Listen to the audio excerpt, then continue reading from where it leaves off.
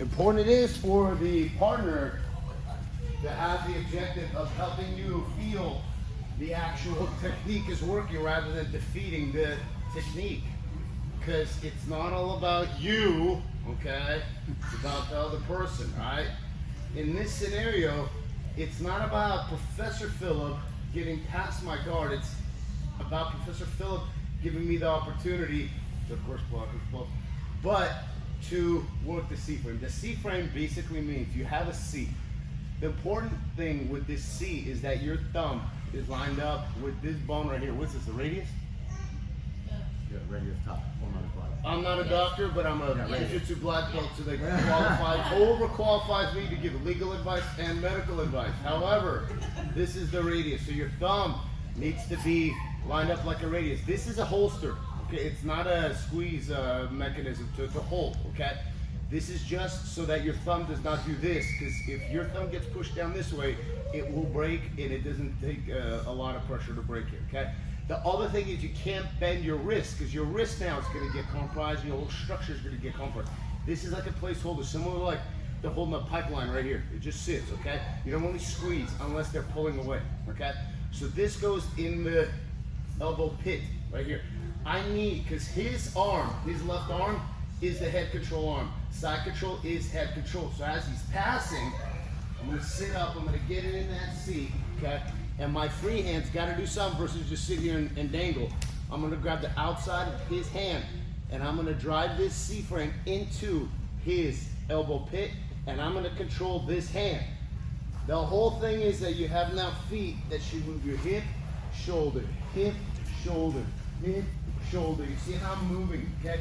The whole exercise here is your ability to prevent your partner from grabbing the head. Keep moving, okay? He's doing a good job giving me pressure, forcing me to move my hip, shoulder, stay on my side. Good, circle around, okay? As we get here, because my whole objective is to bring my knee in and to be able to recover the guard, okay? If you notice, I held the hand the whole time. When you hold this part of the hand, whether it be for the key lock, as we hold it here, you own the whole hand. If I hold here, he can twist out of it, and it puts pressure on my thumb. The thumb is the weakest part of your grip, okay? So I want to grip right here. So as he begins to rotate, I can begin to move, okay? And now, yes. And I can begin to come in and recover the guard. This is what you want to do when your guard is being passed, okay? It's best to do it sooner the better, because let's say I'm here and I'm like, oh my God, okay, here. I just remember secret. Here, good. This control, I got this control here. Move my hips, move my knee, basically through the inside of his arm, because now for sure he's not reaching. So I can let go of the C-frame, and now my shin is basically a C-frame as my feet work back to an open guard. Because as he's trying to get around, okay, I can begin to use this now in order for him to turn me. I can pull him back in a closed guard, you know, and I have a good control of his arm. I can go right to sleeve control also for an open guard, and it's incredibly effective, okay? Your objective is to recover the guard, okay? So,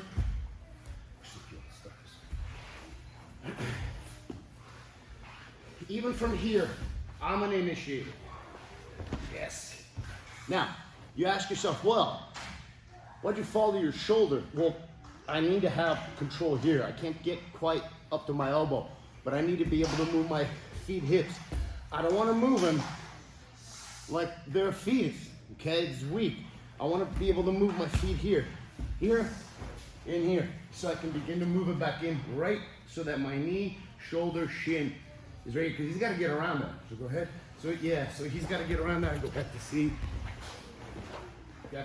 And look, from here, as he tries to even keep going around there, I'm already in an open guard here.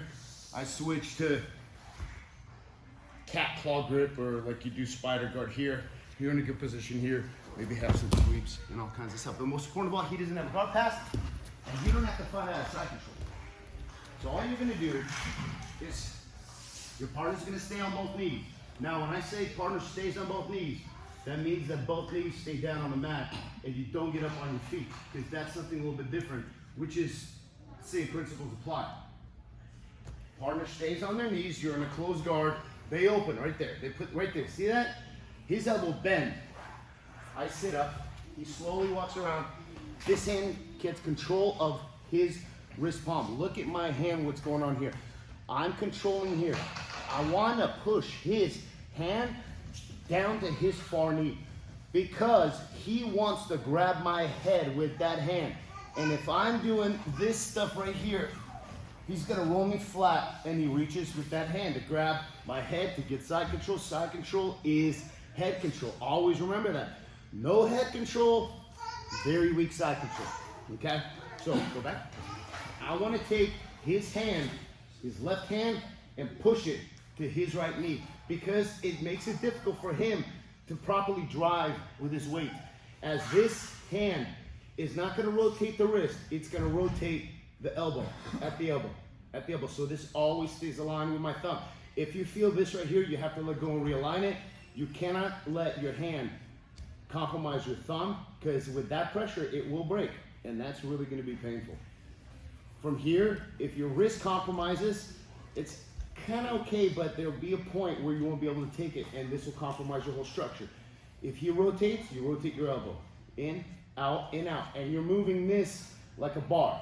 Okay, so as he's passing, I sit up, comes around, blocked it. Look, I'm using this whole radius as a bar so that I can push, move my hips, and then move my shoulders back to recompose the guard. Does that make sense?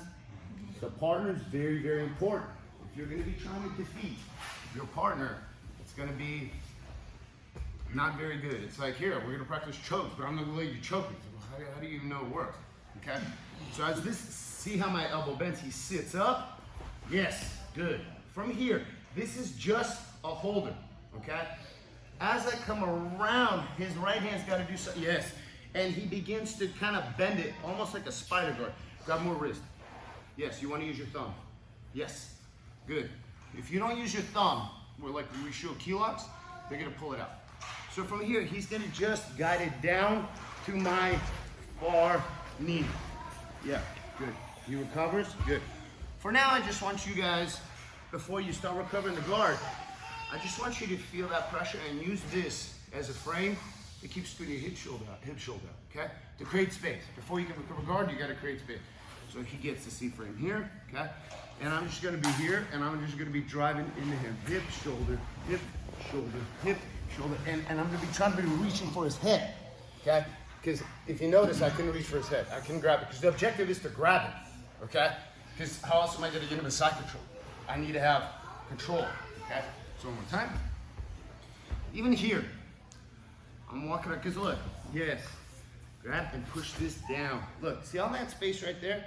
That's fine. I'm gonna just drop, yes. Yes. There. And there we go, good, right here. Because that's here, he's gonna kick this right foot up and pulls me in the guard. And then you can have kimonos there, all kinds of stuff. But right now the key is the guard recovery, okay?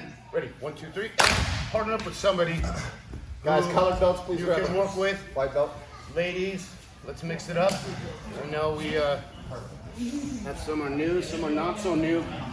Come on, Andrew.